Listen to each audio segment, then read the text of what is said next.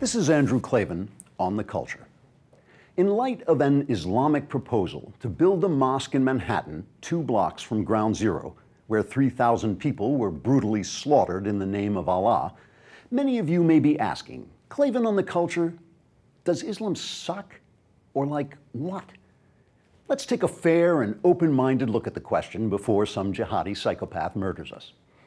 The proposed Cordoba House Cultural Center, triumphantly named after the capital of Islam's 10th century caliphate on the Iberian Peninsula, is to be mysteriously funded by $100 million from no one sure where. The project's spearhead, Imam Faisal Abdul Rauf, says the so-called Ground Zero Mosque is meant to build bridges between Muslims and other Americans. Although it's possible he means dental bridges, since 70% of Americans consider the project a kick in the teeth. This huge majority of Americans are not necessarily Islamophobic.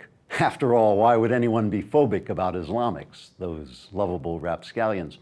But anti-mosquers do feel that some actions can only be interpreted as insulting and aggressive.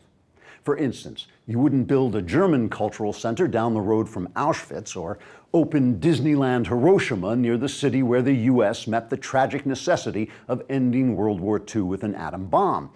It's not that there's anything inherently wrong with being a German or a gigantic mouse, or even a gigantic German mouse. It's just that that level of insensitivity at a place hallowed by so many innocent dead would suck. As our pal William McGurn pointed out in the Wall Street Journal, even when a group of cute penguin-like Carmelite nuns moved close to Auschwitz with no worse intention than to pray for the souls of the martyred, Pope John Paul II ultimately asked them to move elsewhere because Jews were offended and because Pope John Paul II didn't suck. Indeed, no truly Christian group would behave with the cruel triumphalism of the Cordoba Muslims, or if they did, they would back down in shame, and if they didn't, they would suck. President Obama recently helped clarify this issue by forcefully proclaiming that Muslims had the right to build their sucky center, then backtracking and saying he wouldn't comment on whether it was right for them to exercise that right, then having his spokesman try to weasel out of his weaseling. Then he bumped into a wall, ricocheted off a chair, fell out the Oval Office window, and accidentally sprayed himself in the face with water from a plastic lapel flower. So now we know. But what of this Imam Rauf? Does he suck? Well, he's been tied to radicals, mealy-mouthed about terrorism, and though he did write a book with the happy-sounding title, What's Right with Islam is What's Right with America, unfortunately it was published in non-English editions under the name A Call to Prayer from the World Trade Center Rubble, Islamic Dawah in the Heart of America post 9/11.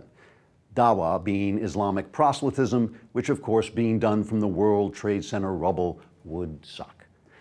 Now, we here at Klavan on The Culture have no desire to encourage religious hatred.